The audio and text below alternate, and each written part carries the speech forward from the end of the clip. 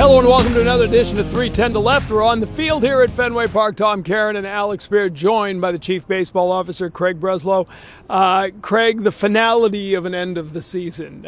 You went through it as a player, sometimes with jubilation, sometimes like this. As the guy running the shop now, what has it been like? It's been a few weeks, probably realistically. You knew this was coming, a few days mathematically, but the finality that it is over. How does it feel? Yeah, so this is the time of year where we reflect. I did it as a player. I thought about what went really well, what I wanted to preserve and make sure I could carry forward into the next season, and then also opportunities to get better and how I might want to approach my offseason a little bit differently. I think that's kind of the same play that I'll run here. As we think about where the organization is, I think the reality is we're here having a conversation on the field instead of getting ready for a workout in preparation for a postseason series to start, and that's unacceptable.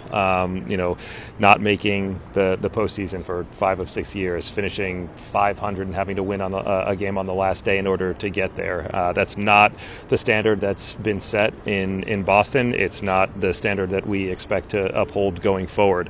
At the same time, I do think that there are reasons for optimism and excitement given the emergence of some players that we believe are building blocks of a really successful run here, given what we've seen come out of the farm system, and also recognizing that we're going to need to complement this group with additions who are not currently part of the organization. October is a strange time for team building, right? You can have meetings and plans, but you can't do a lot yet. Are you patient by nature? Is this an impatient time that you'd like to start doing some of those things you're talking about? I am impatient, and I think in a lot of ways that probably served me well as a player, but it's something that I need to get better at here. But that being said, there's plenty of work that we can do as we start to think about off-season approach and strategy and the best way to put together a roster, while simultaneously thinking about changes that we might need to make in the office or within our PD staff, so that we aren't a good team for a year or 2 years or 3 years where we've got control over a given number of players, but so that we can continue to infuse our major league roster with talent. You talk about you, all of you guys set the goal, I think, of competing for the division and not just kind of trying to aim for that 85-ish, 86. Maybe we can sneak in as the third wild card spot. You guys finished 13 games last this year. How significant is that gap? Is it realistic to think? Why is it realistic to think that one off season can close that gap? Yeah, I think it's the right question, and it's the question that needs to be answered with our actions through the off season. We can look at the number of wins that we lost when Story went on the IL, or Casas went on the IL, or Giolito, or Whitlock. But every team faced injuries. That's not an excuse, and we need to think about the best way to put the roster together, and where we have deficiencies, where we have voids that we don't believe we can fill internally. We need to be aggressive and decisive in plugging those holes, and whether that comes via free agency or trade, we have to be open to every possibility. But I think the one thing that there is alignment on from ownership on down is that it's time to deliver to our fans the team that can contend for division championships. On one hand, you guys had a significant step forward in terms of the performance of the rotation this year, right? Like you had the 3 homegrown starters making 30 starts. You mentioned in the end of your press conference that you guys were, in the top 10 in ERA, although I'm sure you guys look at different numbers than that under the hood. Yes. But as you look at the rotation moving forward, you have those 3 guys coming back. Nick Pivetta is a pending free agent. Lucas Giolito coming back to health, you would hope. Garrett Whitlock. Is your idea that you need to continue to add depth, which you've done some of with Fitz and Priester, or are you at the point where you say, as much as those guys took a step forward, that we need certainty of performance at the top of the rotation, kind of the universally identified game one starter? Right. I think we need to look at both. And it's easy to point to the guy who sits at the front of the rotation, takes the ball every 5 days, and gives you a chance to win. That is incredibly valuable, and we should set our sights there. At the same time, we went through a stretch this year where I think, Pax got hurt, Coop went on the IL with COVID. We felt like it was best to give Pivetta a skip start, and all of a sudden, you are searching for depth and searching for guys who are ready to just come up, take the ball, and give you a chance to win a game that night without setting the bullpen back 3 or 4 or 5 days. So I think there's opportunity to improve on both ends. We have to be open to all of those. You set out to increase that pitching depth across the organization, right? And even overhauling the pitching group, coaching and front office. How much better do you feel about the overall status of your pitching at this point? And, right, we saw Fitz at the end. We saw Priester on the final day. Some of the pitchers you went out and got have already contributed to this level. But understanding that it is an incomplete project, how good do you feel about what you've been able to do so far on that side? Yeah, I would probably stop short of saying good. I would say I feel better. And as an organization, we should feel better. There were, guys who gave us starts down the stretch that weren't in the organization at this time last year. That matters. That's meaningful. But we need, as we talked about, guys that can, start game one of a playoff series. And, whether or not Tanner or Bea or Cutter can become those guys. We've seen it in spurts, whether Fitz can take the next step forward or Priester can take the next step. That remains to be seen. We're going to do everything we can to try and ensure that happens. But there is also value of the guy that you just write in to, as your number one starter, opening day starter. He's gonna make 30 plus starts. He's gonna give you close to 200 innings, and he's going to keep you in every game that he starts. On the bullpen side, at the deadline, you made trades to try to bolster the bullpen. It didn't work. They spent a lot of time on the injured list, obviously, but it didn't work out the way you would have wanted. Does that self-evaluation part of it now, will that change how you approach? I mean, there is kind of I don't know if all in is quite what you did, right? But you traded away prospect capital to get guys to help now. When you get burned in something, how quickly do you have to sort of reassess what that means for the future? Yeah, we're dealing with the most volatile position over a stretch that, can be 2 months long, and that just invites a ton of variance and unpredictability. And sometimes you get these right, and sometimes you get them wrong. We made the best decisions we possibly could with the information that we had on hand, and Sims and Garcia were good relievers before we got them, who unfortunately got hurt at the most inopportune times. And I think there's a good chance that both of those guys are really good relievers in the big leagues next year. But for that window of time that we were hoping that they could help propel us into the offseason, it didn't work out. I'm not sure that we will always kind of look at our decision-making process, our information, our reports, and kind of do a post-mortem on those decisions. But there's a decent chance that they were the best decisions we could make with the information that we had, and we just got the run of bad luck over a several-week span, and unfortunately, it ends like this. Certainly, fans are going to engage in that same exercise with a number of transactions, probably most prominently. Yes. Sale for Grissom, yeah. Right? Yep.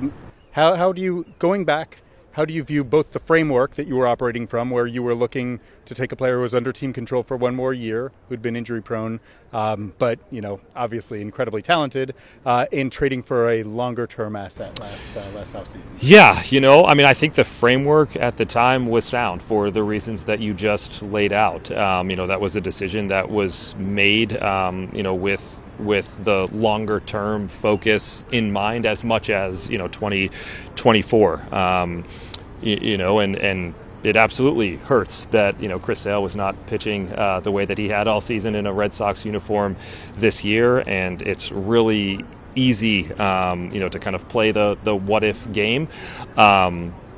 I think we have to evaluate the process, evaluate the information that led us to the decision that it did, and then also recognize we are now in a different moment in time.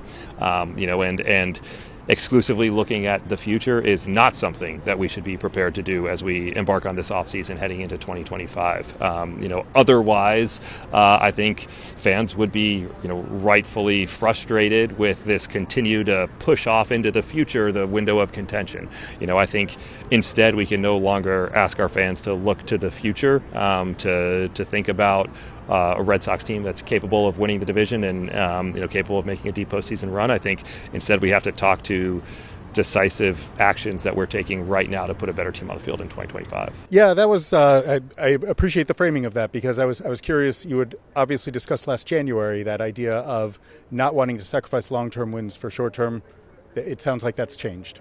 Yeah, and I think, the reason you build a strong foundation is so that you can bring the focus closer, so that, you aren't talking about farm systems and top prospects. You're talking about wins on the field. That's what our fans deserve. That's why we do this, and so I think we do have a strong foundation in place from, the contributing members of our major league team to the position player group that everybody gets excited about, to changes in the front office and changes in our infrastructure, so that when we have to make trades that hurt in order to better our current major league team, we know that there's a wave of talent behind those guys. When you go into the offseason, now that you will have a full offseason as chief baseball officer, and Sam Kennedy was asked in the press conference about payroll. He said, we're not going to give away what our plans are on that front. But is that something that's defined in advance? Is there a budget that you have to operate within, or is it a case of we've identified this player, is that player worth it, where does it fit in? So take us through a little bit of that process without giving away the details. Or sure. give away the details. Or give away the details if you want. Okay, so no.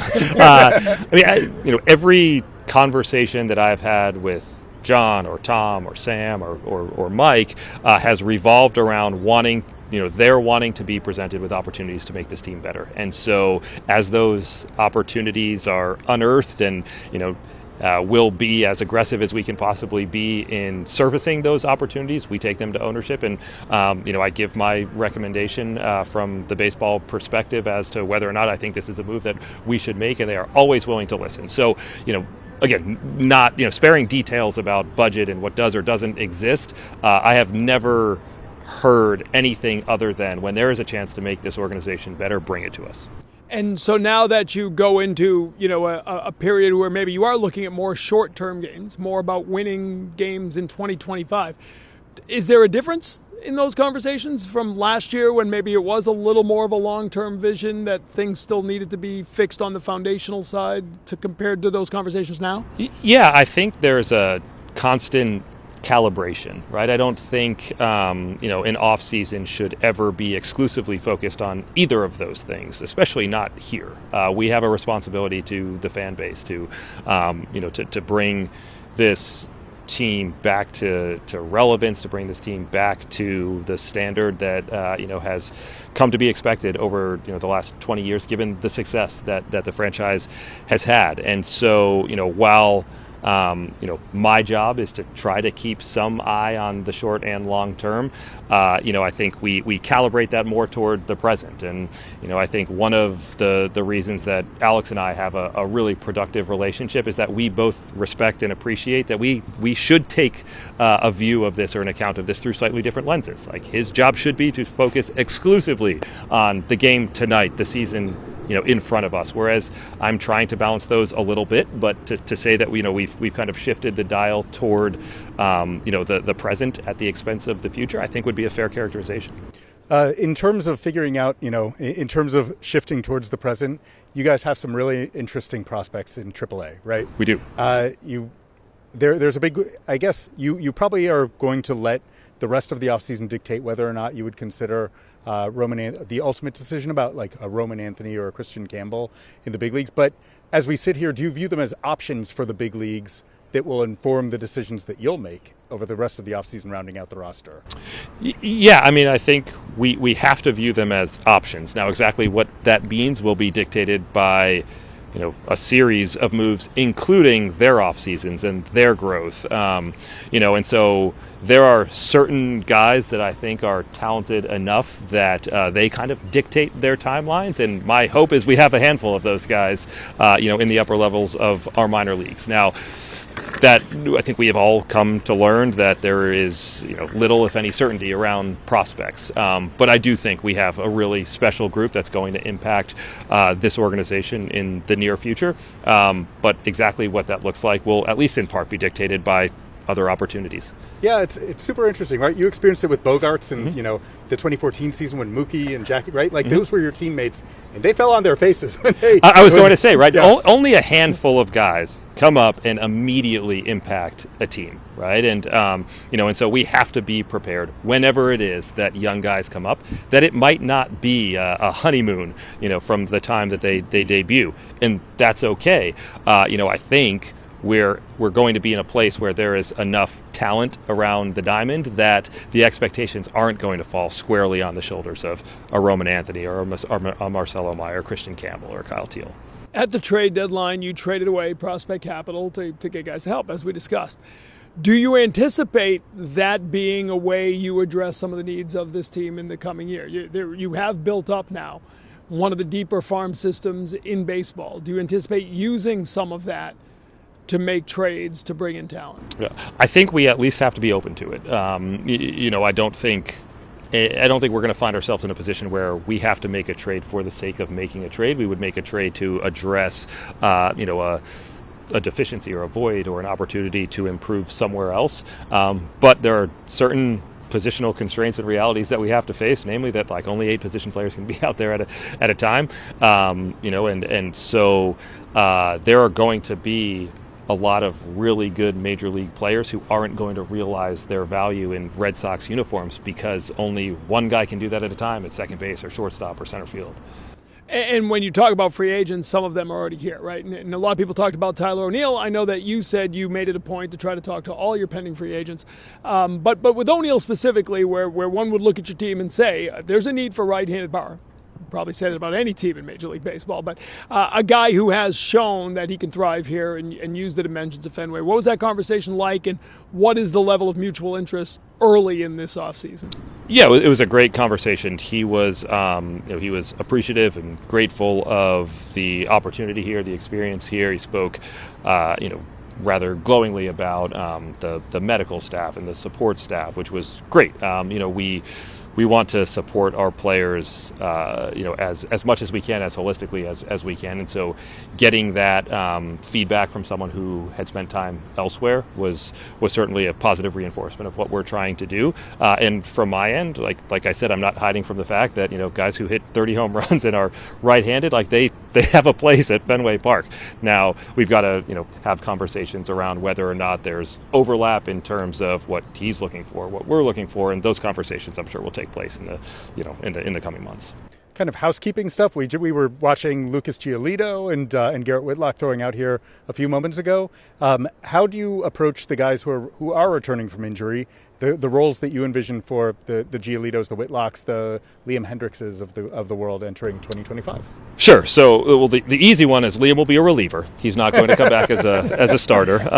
But he had a well-documented, kind of attempt to return from Tommy John surgery then, and he ran out of time, but can go into the offseason feeling fully confident that he's recovered, can have a normal ramp up, so that's obviously encouraging. Lucas and Garrett are at a little bit different stages in their rehab, but as I'm sure you saw, moving free and easy and throwing kind of unencumbered, which is great. Our expectation will be to build out Lucas as a starter. I think Garrett's case is a little bit more complicated. We'll sit down with medical staff, with the pitching group, with Garrett and try to figure out where we can strike the best balance of his ability to impact our team and also, the ability to stay healthy. Well, I should also ask, and how encouraged are you by where you guys have been in terms of pitching evaluation over the course of this year? You've looked through the industry. Last year you were connected publicly to some of the guys who had great breakouts, right? Like Seth Lugo, Shota Imanaga. Those were great signings, it looks like, where, you guys were rumored to be quite interested. How do you feel about the process of pitching evaluation that you guys have had? And, is there a sense that, maybe what kind of lessons did you learn by the fact that they were not doing what they did in a Red Sox uniform this year? Yeah, so I think that cuts both ways, right? Just from, kind of the confidence and conviction in our ability to evaluate pitchers who are capable of consistently, good performance. I think we have to feel pretty good. We identified guys that took meaningful steps forward this year, some in roles that they, hadn't been anchored to previously, some in, their debut in the States, right? Now, the other side of that is they didn't do these things in Red Sox uniforms. And so, is there a level of aggressiveness, or is there some other type of, inducement, attraction that we can provide that would get these guys excited about joining the Red Sox? Like, we have to be open to all of those things. But I think, kind of bringing this back to, at our core, in order to make good decisions, we need to get our evaluations as right as possible. And I think we're heading in the right direction there. On the housekeeping side, there was a lot of talk earlier in the season about the sportsology, the audit, and some reports now that some of that is coming together as decisions are made. Whenever you start to even slightly realign a front office or make changes too, that can be an uncomfortable process. Take us through how that'll play out this offseason and how that maybe, do you have to get through that before you can really dive into the on-field work? I'm sure it's all going simultaneously, but how do they interfere with each other? Yeah, there's certain interactions, but we are trying to kind of advance both in concert. We're not in a position to singularly focus on the office and the infrastructure at the expense of our major league team. My hope is that was clear over the last several days and weeks here. Now, that being said, I think it's fairly natural anytime there's new leadership in an organization to evaluate the people and processes that are in place and for some level of change. I think here, in an effort to modernize our operation, to ensure that we're establishing the best possible ways to do things, we want to make sure that we have the best people that we can find in place, and we want to make sure that they're in the right places. And that comes with a number of difficult conversations that nobody likes having, especially given that a number of people have contributed a ton here for a really long time.